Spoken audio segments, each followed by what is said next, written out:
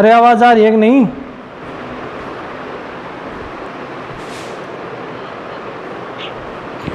Okay, reflection in spherical mirror. Spherical mirror जो होते हैं मैंने बताया था सफ़ियर को काट के बनाए जाते हैं, या तो सफ़ियर का उभरा हुआ हिस्सा रिफ्लेक्शन करता है, उभरा मतलब ऊंचा मतलब उत्तल, और ऊंचे का उल्टा जो है वो नीचा हो जाएगा, इसमें ऊंचा उत्तल का उल्टा हो जाएगा अवतल।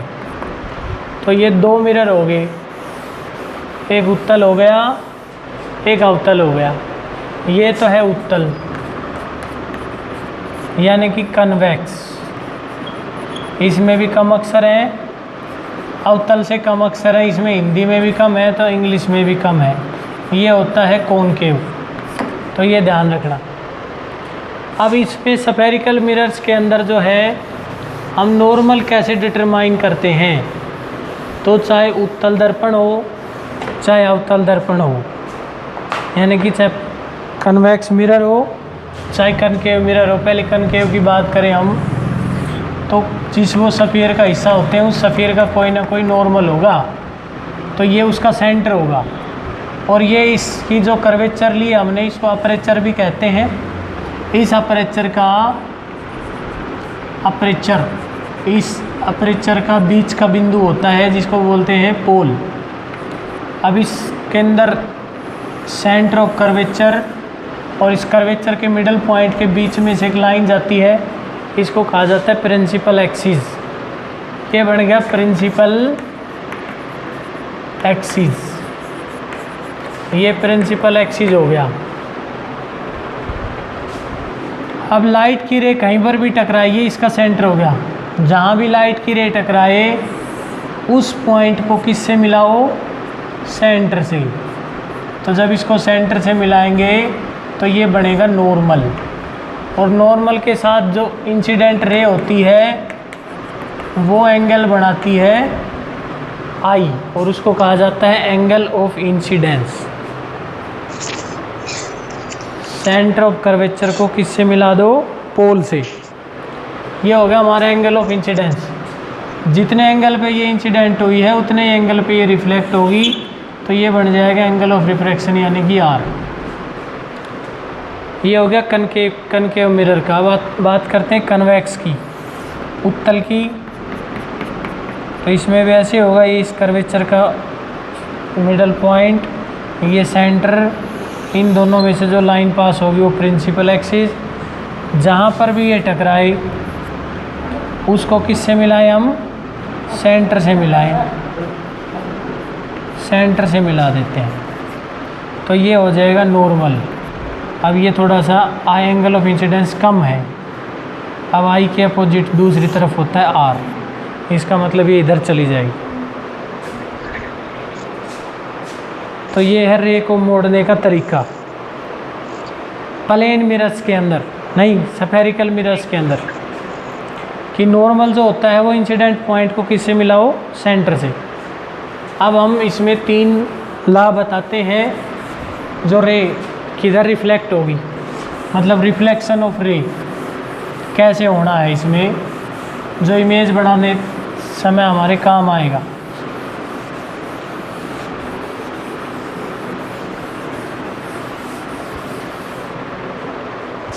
तो वो है भाई कनकेव में ही समझ लो कि जो रे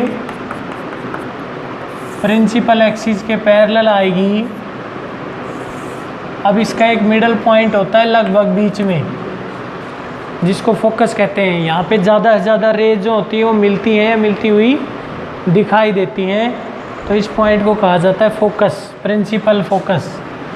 तो जो रे प्रिंसिपल एक्सिस के पैरेलल आएगी वो आफ्टर रिफ्लेक्शन पास होगी प्रिंसिपल फोकस में से। ये है फर्स्ट रिफ्लेक्शन का जो तरीका जो है कि रे डाइवर्जन कैसे होगा, रे किधर मुड़ेगी, रिफ्लेक्शन किधर होगा। दूसरा है इसका अपोजिट कि अगर रे प्रिंसिपल फोकस में से आए तो रिफ्लेक्शन के बाद किधर जाएगी। अब ये रे हमने प्रिंसिपल फोकस में से पास कर दी तो ये parallel to principal axis reflect हो जाएगी। ये दूसरा नियम है रे को रिफ्लेक्ट करने का। ये हमने 10th में पढ़े हुए हैं, कोई परेशानी वाली बात नहीं है।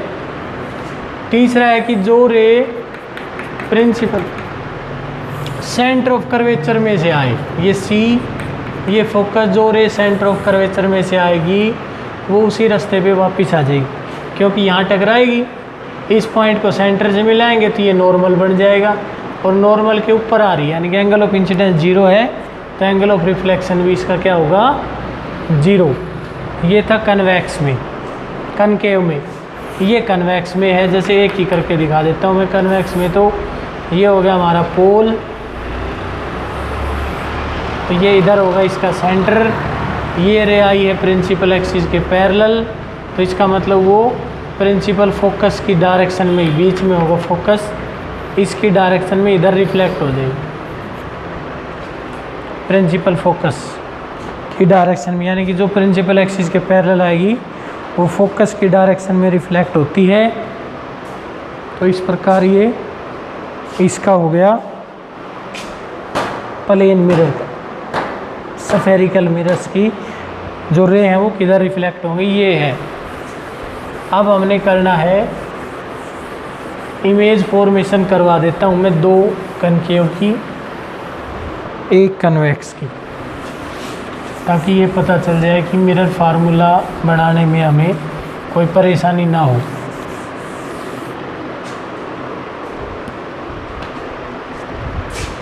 एक यहाँ पे छोटा सा कंसेप्ट होता है R = 2F, उसका प्रूफ इतना ज़रूरी नहीं है, बस हमें पता होना चाहिए कि R बराबर है 2F। अगर कभी प्रूफ की ज़रूरत भी पड़ेगी तो वैसे करवा देंगे कभी प्रॉब्लम्स के अंदर, बाकी इतना ज़रूरी नहीं है, सिर्फ इसका रिज़ल्ट ज़रूरी है। R = 2F होता है, ये ध्यान रखना है। अब है हमारे पास इमेज फॉर्मेशन, तो इमेज फॉर्मेशन कनकेव मिरर की करवाते हैं, 2-3 इसकी करवा देते हैं, 2 उसकी। तो जब ऑब्जेक्ट इन्फिनिटी पे हो, ये होगा सेंटर, बीच में होगा फोकस। ऑब्जेक्ट जब इन्फिनिटी पे है तो सारी रे पैरेलल आएंगी, प्रिंसिपल एक्सिस के पैरेलल आएंगी दूर से। इन्फिनिटी का मतलब होता है काफ़ी दूर, यानी कि जो उसका सेंटर है या उसकी पूरा डायमीटर है उससे काफ़ी ज़्यादा डिस्टेंस हो ऑब्जेक्ट की, तो उसका हम इन्फिनिटी मानते हैं। तो ये रे जो है वो यहाँ आएगी, सारी रे फोकस पे मिलेंगी, वास्तव में मिल रही है तो इमेज बनेगी रियल इमेज बनेगी, और स्मॉल इन साइज बनेगी, और जो है कहाँ पे बनेगी, एट एफ। जब ऑब्जेक्ट कहाँ था, इन्फिनिटी पर, ऑब्जेक्ट था एट इन्फिनिटी। अब दूसरा जो तरीका है, दूसरी इमेज फॉर्मेशन हम कर लेते हैं। मान लिया कि ऑब्जेक्ट थोड़ा सा क्या सेंटर और फोकस के बीच में आ जाए, ये फोकस, ये सेंटर, ऑब्जेक्ट आ गया यहाँ। तो ये एक रे, हर एक पॉइंट से 2 रे चलानी होती है इमेज देखने के लिए। तो यहाँ पे ये इमेज का बेस है और ये उसका टॉप है, तो बेस की दोनों रे देखते हैं। चलो पहले एक रे प्रिंसिपल एक्सिस के पैरेलल चलाई, वो भी देखो यहाँ से जाएगी, यहाँ टकराई, क्योंकि नॉर्मल से 0 एंगल बना रही है। फोकस में से पास करे तो ये फोकस में से पास हो रही है, फिर वो प्रिंसिपल एक्सिस के पैरेलल आएगी तो वो यहीं से आएगी। कहने का मतलब इसके ऊपर तीनों जो नियम लगेंगे वो सारे इसी लाइन पर हैं। लेकिन ऊपर वाले पॉइंट की बात है तो पहले एक रे चलाएंगे प्रिंसिपल एक्सिस के पैरेलल, जो प्रिंसिपल एक्सिस के पैरेलल होगी वो किस में से पास होगी, फोकस में से, प्रिंसिपल फोकस में से। दूसरे के लिए हमारे पास आगे फोकस भी है और आगे पोल भी है। मान लिया हमने फोकस में से इसको पास कर दिया ऐसे, तो ये रे जो है वो फोकस पे जाएगी, तो जो रे फोकस में से जाती है वो पैरेलल टू प्रिंसिपल एक्सिस जाती है, तो इमेज बन जाएगी यहाँ पर, ये रियल इमेज बन गई है, इन्वर्टेड बन गई है, A dash B dash, A point की इमेज ए डैश, बी की बी डैश, तो ये उल्टा रिवर्स हो जाती है। लेकिन इमेज जो है वो रियल बनी है, लार्ज इन साइज बनती है और बियॉन्ड सी बनती है, सी से आगे, यानी कि लार्ज होगी इमेज, यहाँ पे लार्ज होगी, बियॉन्ड सी होगी, रियल होगी, और रियल इमेज हमेशा इन्वर्टेड होती है। और रियल इमेज को ही हम स्क्रीन पे प्राप्त कर सकते हैं, ऑब्टेन्ड एट स्क्रीन। तीसरा इसका जो डायग्राम है वो है जब ऑब्जेक्ट सेंटर, फोकस और पोल के बीच में हो, यानी कि ये हो गया पोल, ये हो गया फोकस, ये हो गया सेंटर। तो ऑब्जेक्ट है सेंटर, फोकस और पोल के बीच में, ये है ऑब्जेक्ट। तो एक रे बिल्कुल सीधी जाएगी वो प्रिंसिपल फोकस में से, ये गई प्रिंसिपल फोकस में से। दूसरी रे को हम पोल पे ले आएंगे, तो ये पॉइंट जो है वो सेंटर से जुड़ा हुआ है, इसका मतलब ये हो गया इसका नॉर्मल, जितना एंगल ऑफ इंसिडेंस उतना ही आर होना चाहिए। तो ये दोनों रे जो हैं, एक ये और एक ये, आपस में नहीं मिलेंगी, इधर तो मिलेंगी नहीं, तो इसलिए हम इनको पीछे बढ़ा देंगे। ये हमने इसको पीछे बढ़ा दिया ऐसे, तो ये मिल गई यहाँ पर। अब ये वास्तव में नहीं मिली है, रियलिटी में नहीं मिली है, अपीयर टू मीट है, मिलती हुई दिखाई दे रही है, तो इसलिए इमेज बनेगी ये वर्चुअल इमेज बनेगी। वर्चुअल है यानी ये आभासी है और सीधी है, तो इमेज यहाँ पे होगी है वर्चुअल और इरेक्ट और लार्ज इन साइज में बड़ी है। तो इस प्रकार ये इमेज फॉर्मेशन है। अगला है कन्वेक्स का। कन्वेक्स का सिर्फ एक ही डायग्राम करवा देते हैं भाई, यूज में आना है मिरर फार्मूला बनाने के लिए।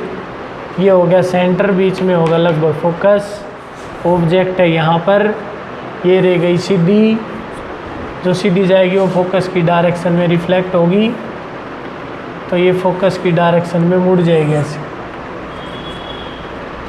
दूसरा इसको पोल पे ले आते हैं, जितने एंगल ऑफ इंसिडेंस पे ये आई है उतने रिफ्लेक्शन पे ये चली जाएगी। अब एक रे तो इधर आ गई, ये ऊपर चली गई, तो ये तो मिलनी नहीं, इसका मतलब इसको पीछे बढ़ा दो, तो ये पीछे बढ़ा दिया, इसको पीछे बढ़ा दो तो ये बढ़ाया हमने, और ये यहाँ पे बनेगी इमेज, मतलब ये इमेज बन गई ऐसे। तो ये इमेज बनी है वर्चुअल, आभासी बनी है, क्योंकि रियल में रे जो मीट नहीं हुई, तो ये बन गई वर्चुअल। इरेक्ट मतलब सीधी, और small in size, small in छोटी बनी है, सीधी बनी है और आभासी बनी है। तो इसका मतलब ये हुआ कि कन्वेक्स मिरर में सारी इमेज जो होती हैं वो वर्चुअल बनती है, ऑल इमेजेस कन्वेक्स में और प्लेन में। कनकेव मिरर में सिर्फ एक जगह जो है वर्चुअल इमेज बनती है, जब ऑब्जेक्ट फोकस और पोल के बीच में हो, और जब इमेज फोकस और पोल के बीच में ऑब्जेक्ट होने पर बनती है तो वो बड़ी बनती है साइज में। तो इसका मतलब इस गुण के कारण इस मिरर को, यानी कि कनकेव मिरर को यूज़ किया जाता है सेविंग मिरर्स में, या डेंटिस्ट के पास होता है, दांत वाले डॉक्टर के पास, वो बढ़ा करके देखता है दांत को।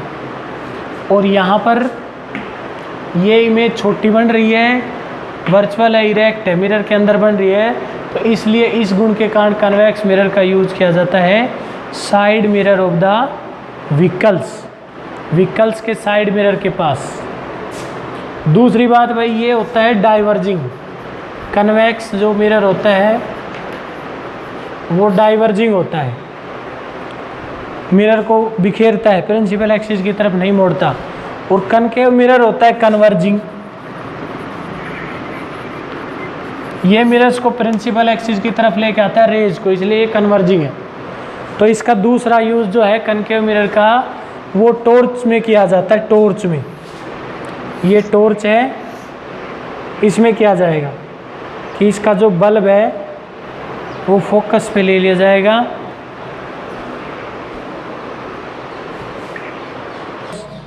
जो हेडलैम्प्स होते हैं व्हीकल्स के उसमें, और टॉर्च में, सर्च लाइट में, क्योंकि बल्ब को हम फोकस पे लगाते हैं, जो रे फोकस से आती है वो रिफ्लेक्शन के बाद प्रिंसिपल एक्सिस के पैरेलल हो जाती है। तो इसका मतलब ये सर्च लाइट बन जाएगी या हेडलाइट बन जाएगी, यानी कि ये सीधी हो जाएगी, कन्वर्जिंग हो जाएगी बीम। तो हेडलाइट में और सर्च लाइट में होता है कनकेव, और डेंटिस्ट के पास कनकेव होता है इस गुण के कारण। स्ट्रीट लैंप्स के अंदर कन्वेक्स होता है और जो व्हीकल्स के साइड मिरर होते हैं उनमें कन्वेक्स होता है। व्हीकल्स के बीच में यानी कि कार का जो अंदर जो बीच में शीशा होता है पीछे वाली चीज़ देखने के लिए वो कनकेव होता है, क्योंकि वो बड़ा करके दिखाता है देखना, उसमें ऑब्जेक्ट की इमेज बड़ी दिखाई देती है और इसमें जो है वो छोटी दिखाई देती है साइड वाले में। तो ये होता है कन्वेक्स और ये होता है कनकेव। और जो स्ट्रीट लाइट के अंदर इसका कैसे यूज़ होता है, क्योंकि ये डाइवर्जिंग मिरर है। डाइवर्जिंग मतलब ये बिखेर देता है किरणों को। तो जो स्ट्रीट लाइट के अंदर जो मिरर होता है वो छोटा सा ऐसे होता है, हल्का सा कन्वेक्स ऐसे, और यहाँ पे लगा रहता है बल्ब। तो कुछ रे तो नीचे आती है सीधी और कुछ रे जो तिरछी निकलेंगी ऐसे वो रिफ्लेक्ट होकर चारों तरफ बिखर जाएंगे ऐसे। तो स्ट्रीट लाइन में ऐसे होता है कि ताकि रोशनी दूर तक जाए, ये स्ट्रीट लाइट हो। तो ये हो गया स्ट्रीट लैंप के अंदर भी कन्वेक्स होता है और साइड मिरर में भी कन्वेक्स होता है। सेविंग मिरर में कनकेव होता है, सर्च लाइट में कनकेव होता है। इस प्रकार ये इनके मिरर के यूज हो गया अकॉर्डिंग टू इमेज फॉर्मेशन। ये मान लिया ऑब्जेक्ट हमने सेट कर दिया यहाँ पर अवे फ्रॉम प्रिंसिपल एक्सिस, इसको थोड़ा छोटा कर लेते हैं। अब मैंने कहा था कि इस नीचे वाले पॉइंट की तो सभी रे जो है प्रिंसिपल एक्सिस पर ही है। ऊपर वाले पॉइंट से एक रे चलानी हमने प्रिंसिपल एक्सिस के पैरेलल, क्योंकि दो रे चाहिए। तो एक तो प्रिंसिपल एक्सिस के पैरेलल होती है, दूसरी के लिए हमारे पास ऑप्शंस होते हैं। तो ये जो प्रिंसिपल एक्सिस के पैरेलल आएगी वो पास होगी फोकस में से, और इसको थोड़ा सा सिंप्लिसिटी के लिए हम ले जाते हैं पोल पर। इस रे को पोल पे ले जाते हैं। तो जितने एंगल पे ये गई है उतने एंगल पे ये वापस आएगी लगभग ऐसे। तो इमेज बन गई इसकी यहाँ पर A डैश B डैश, यानी कि बिटवीन सेंटर एंड फोकस। ये तो हाथ से बनाई गई है, अगर हम इसको बिल्कुल एग्जैक्ट प्रकार पेंसिल से बनाएंगे तो सही बनेंगे। और इमेज सही होनी चाहिए। इमेज अगर हमारी सही है तो फार्मूला भी सही आएगा और उसका इम्प्रेशन भी अच्छा जाता है और पूरे मार्क्स मिलते हैं। क्योंकि ऐसे एक न्यूमेरिकल में डाल दिया जाता है कि भाई पहले उसका न्यूमेरिकल दिया जाएगा, फिर उसका रे डायग्राम भी उसी में पूछा जाएगा। ऐसे करके 5 नंबर का क्वेश्चन हो जाता है वो। तो रे डायग्राम बनाने आने चाहिए। तो इसमें ये ए बी ऑब्जेक्ट हो गया था, ये A डैश B डैश उसकी इमेज होगी, ये रियल इमेज है, इन्वर्टेड है। तो इसमें हमने ट्रायंगल लेनी है, सिमिलर ट्रायंगल इन लिखेंगे हम, इन सिमिलर ट्रायंगल। कौन सी similar triangles? A dash B dash P and triangle ABP, A dash B dash P, ये होगी ABP। मतलब सिचुएशन हमारे पास इस टाइप की होगी है, ये सिचुएशन है। तो इनमें क्या है कि भाई ये एंगल 90 डिग्री है, ये I होता है, ये R है। I और R बराबर होते हैं, तो एक एंगल तो ये बराबर हो गया, एक ये 90 वाला बराबर हो गया, तो 2 एंगल बराबर हो गए, तीसरा अपने आप बराबर हो जाएगा। इसका मतलब ये हुआ कि ये सिमिलर ट्रायंगल हैं और सिमिलर ट्रायंगल्स के करस्पॉन्डिंग पार्ट्स का रेशियो होता है बराबर।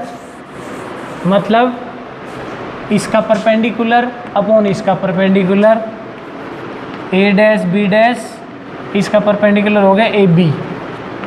इसका बेस जिसका परपेंडिकुलर ऊपर लिया है उसी का बेस ऊपर लेना है।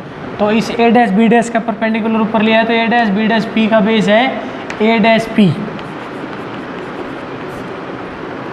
और ये हो जाएगा हमारे पास PA डैश यानी कि AP।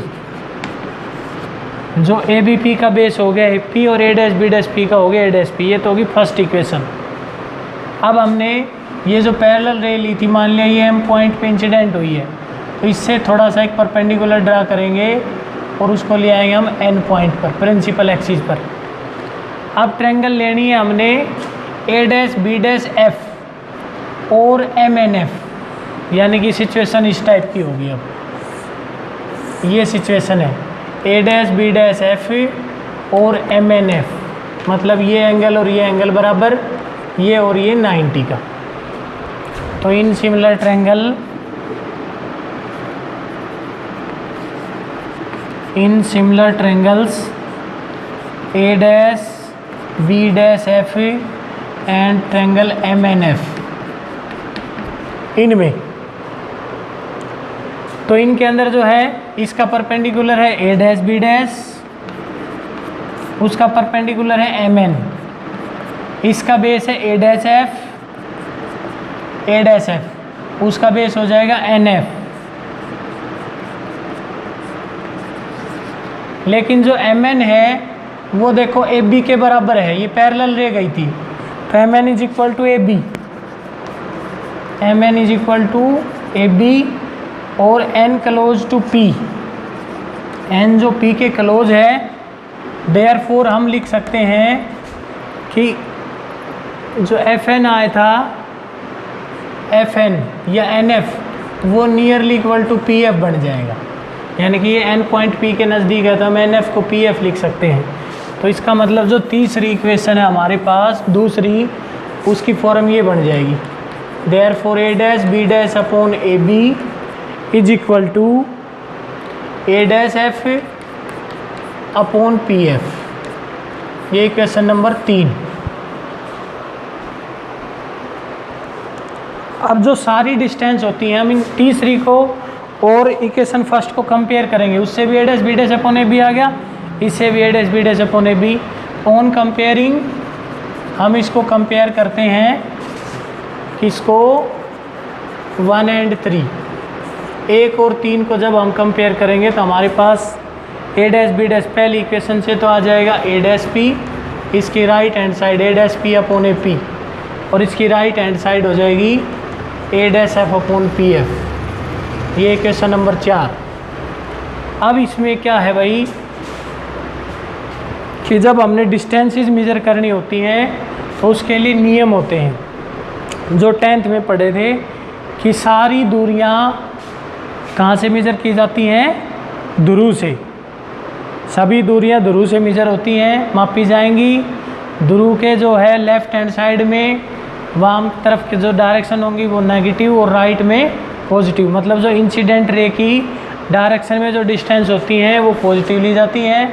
जैसे इंसिडेंट रे इधर जा रही है ये, तो इसके अपोजिट में नेगेटिव और इसकी साइड में पॉजिटिव, या मान सकते हैं पी के लेफ़्ट में नेगेटिव और पी के राइट में पॉजिटिव। इसी तरह प्रिंसिपल एक्सिस के अबाव में पॉजिटिव और डाउन में नेगेटिव।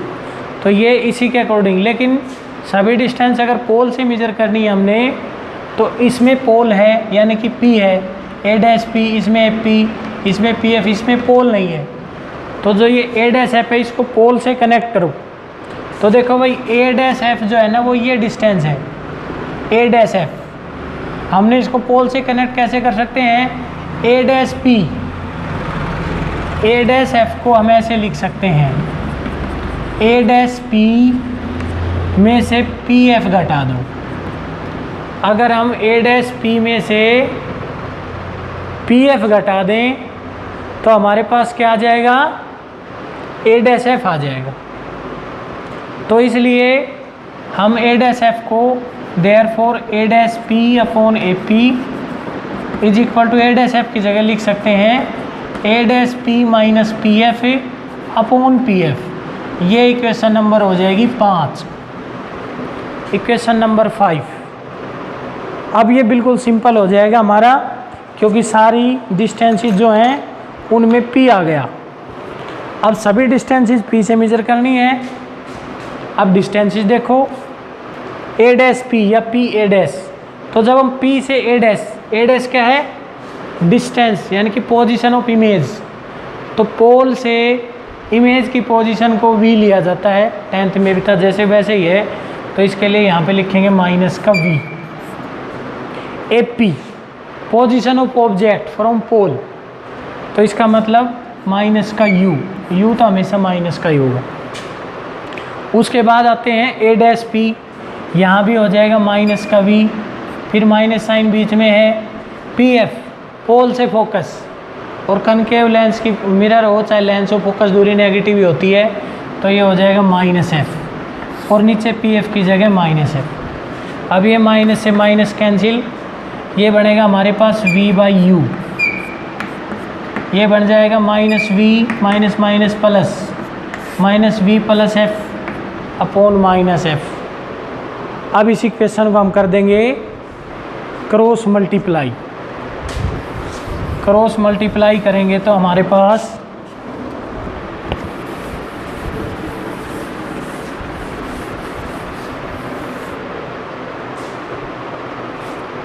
इसको ऐसे मल्टीप्लाई करेंगे तो ये बढ़ेगा माइनस का वी एफ, और इसको इधर मल्टीप्लाई करेंगे तो माइनस का यू वी प्लस का यू एफ। ठीक है, अब हमने यू वी को एक तरफ करना है, यू वी को हम इस साइड ले आएंगे तो यू वी हो जाएगा प्लस का, और वी एफ को उधर ले जाएंगे तो वी एफ हो जाएगा प्लस का, यानी कि U V is equal to V F plus U F. ये इक्वेशन नंबर होगी हमारी 6। अब इस इक्वेशन को दोनों तरफ हमें यू वी एफ से डिवाइड करेंगे, तो दोनों तरफ यू वी एफ से डिवाइड कर दो, U V upon U V F, V F upon U V F, U F upon U V F. तो यू वी से यू वी कट जाएगा, इसमें वी एफ कट जाएगा, इसमें यू एफ कट जाएगा। इसका मतलब यहाँ बचेगा 1/f, यहाँ बचेगा 1/u, और यहाँ बचेगा 1/v। यानी कि फार्मूला हो गया मिरर फार्मूला, जो 10वीं में कहलाता था दर्पण सूत्र, 1/f is equal to 1/v plus 1/u। ये है मिरर फार्मूला रियल इमेज के लिए। अब एक बार इसको वर्चुअल इमेज के लिए भी करवा देते हैं। सेम है, ये है रे diagram concave mirror virtual image के लिए। ऑब्जेक्ट रख दिया पोल और फोकस के बीच में, जो रे प्रिंसिपल एक्सिस के पैरेलल हो फोकस में से, और जो पोल पे गई है वो उसी एंगल पे वापस। अरे माइक ऑफ करो रे।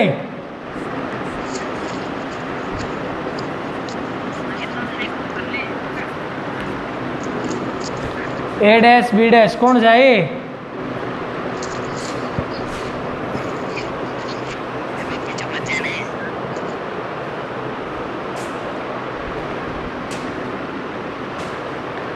अब इसमें भाई दो ही ट्रायंगल लेनी है, वो की वो पहली ली थी हमने ए डैश बी डैश पी और ए बी पी।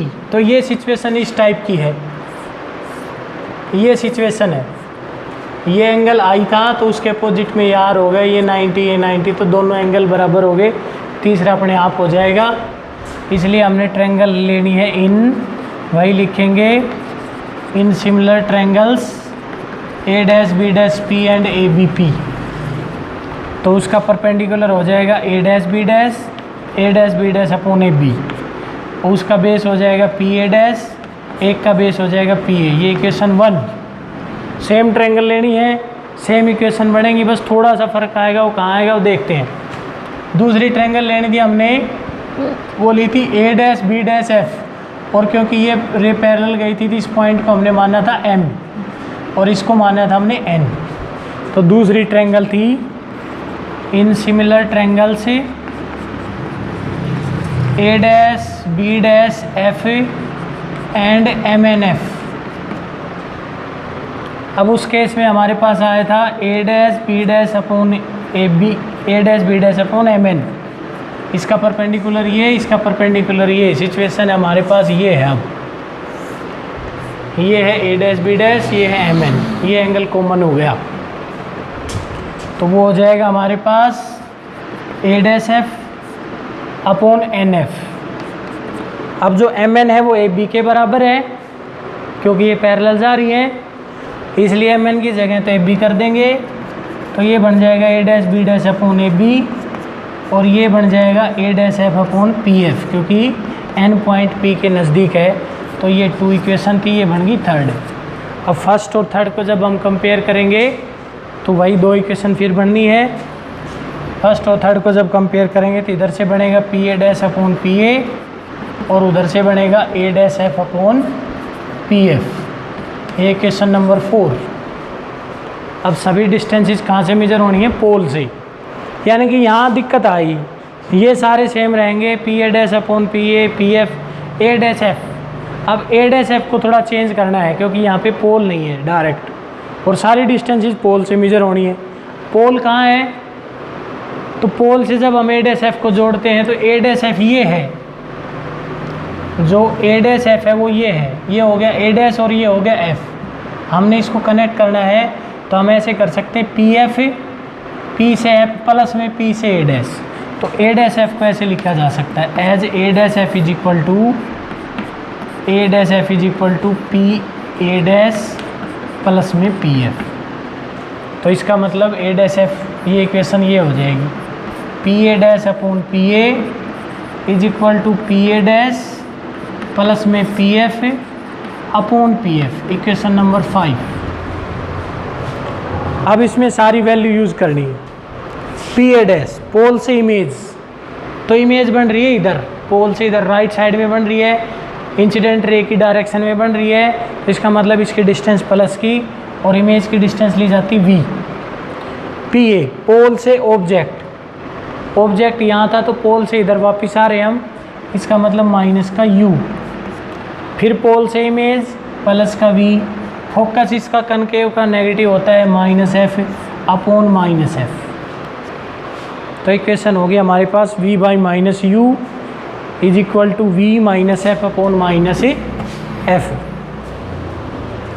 अब जो है इसको थोड़ा सा क्रॉस मल्टीप्लाई करते हैं, तो माइनस एफ को v से मल्टीप्लाई करेंगे तो ये हो जाएगा माइनस वी एफ। ये माइनस यू जो है इधर मल्टीप्लाई होगा, माइनस यू किससे मल्टीप्लाई होगा, v माइनस एफ से। तो माइनस का V F is equal to minus का यू वी और माइनस माइनस प्लस का यू एफ, वो की वो इक्वेशन बनेगी। अब यू वी को इधर ले आओ प्लस का हो जाएगा, वी एफ को उधर ले जाओ प्लस का हो जाएगा, और उधर यू एफ पहले ही प्लस का था।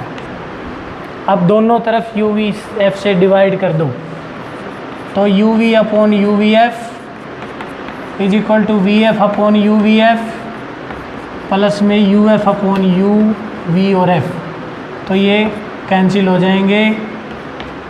तो इसका मतलब इधर तो बचेगा हमारे पास 1 बाई एफ, उधर बचेगा 1 by U plus 1 by V. Rearrange करेंगे तो 1 by F is equal to 1 by V plus 1 by U. ये फार्मूला हो गया है किसके लिए, वर्चुअल इमेज के लिए। कौन से लेंस, कौन से मिरर में, कन्वेक्स मिरर, कनकेव मिरर में। अगर बात करनी हो कन्वेक्स की तो सिर्फ रे डायग्राम समझ लो, इक्वेशन वही बननी है, डायग्राम पे ध्यान दो बस। ये कन्वेक्स मिरर है, ये इसका प्रिंसिपल एक्सिस है, मान लिया ये सेंटर है, ये फोकस है, ये ऑब्जेक्ट है। तो जो रे सीधी जाएगी प्रिंसिपल एक्सिस के पैरेलल वो फोकस की डायरेक्शन में, लेकिन इसमें डाइवर्ज होगी ऊपर की तरफ, फिर इसको ले आएंगे पोल पे और ये इधर रिफ्लेक्ट हो जाएगी। तो ये हो गया ए डैश बी डैश। अब इसमें इसको पीछे बढ़ाओ तो इमेज बनेगी यहाँ, ये बी था ऑब्जेक्ट था, ये इमेज बन गई हमारी ए डैश बी डैश, और ये इसके बराबर जो है हमने ये एम एल ले लिया, ये एम पॉइंट और ये एन पॉइंट। अब वही ट्रायंगल लेनी है A dash B dash P A B P, तो उसमें यही आएगा A dash B dash upon A B, P A dash upon P A. फिर ट्रायंगल लेनी है A dash B dash F, A dash B dash F M N F, तो इसमें A dash B dash upon M N और A dash F upon P F N F, N F की जगह P F करेंगे, यानी कि घूम फिर के इन्हीं इक्वेशन पे आ जाएंगे। P A dash upon P A dash upon A dash F upon P F. अब सारी बात है ए डैश एफ की, तो यहाँ पर ए डैश एफ ये है, तो इसलिए यहाँ पे ए डैश एफ को लिख सकते हैं हम P F minus P A dash, क्योंकि ए डैश एफ छोटा है। अगर पोल से फोकस में से पोल से इमेज घटा दें तो ए डैश एफ आ जाएगा, तो यहाँ पे ए डैश एफ की जगह लिख सकते हैं हम P F minus P A dash. A dash F की वैल्यू हो जाएगी P F minus P A dash. तो इस वैल्यू को जब इस इक्वेशन में पुट करेंगे तो ये बनेगी P A dash upon P A is equal to P F minus P A dash upon P F. अब ये वैल्यू रखनी है, तो जो पी ए है ये इमेज है, ये इधर बन रही है प्लस का वी, ऑब्जेक्ट माइनस का यू, फोकस इसमें प्लस का होता है, इमेज इसमें प्लस की है, अपॉन एफ, यानी कि V by U, V by minus U, F minus में वी।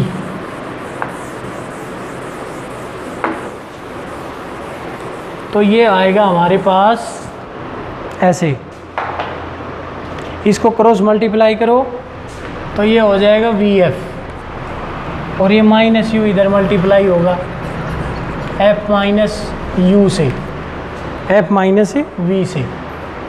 तो ये बनेगा भाई V F is equal to minus का यू एफ प्लस का यू वी। अब यू वी को हमने एक साइड में रखना है, तो यू वी को तो हम इधर एक तरफ कर लेंगे और ये वी एफ इधर आके प्लस का हो जाएगा वी एफ प्लस में यू एफ। मतलब यू वी को हमने उधर रख लिया, इसके बीच में ऐसे लिख सकते हैं यू वी, इधर वी एफ पहले प्लस का था और यू एफ इधर आके प्लस का हो गया। फिर दोनों तरफ यू वी एफ से डिवाइड कर देंगे, तो ये बन जाएगा हमारे पास 1/f is equal to 1/v plus 1/u। यानी कि मिरर फार्मूला जो है वो तीनों टाइप की इमेज के लिए, दोनों पर टाइप के मिरर के लिए और दोनों टाइप की इमेज के लिए सेम होता है, 1/v plus 1/u is equal to 1/f। इसको मिरर इक्वेशन भी कह देते हैं। कल इसकी न्यूमेरिकल और मैग्नीफिकेशन का फार्मूला करवा के इसको पूरा करवा देंगे। हमारा फर्स्ट पार्ट जो है ऑप्टिक्स का कंप्लीट हो जाएगा कल।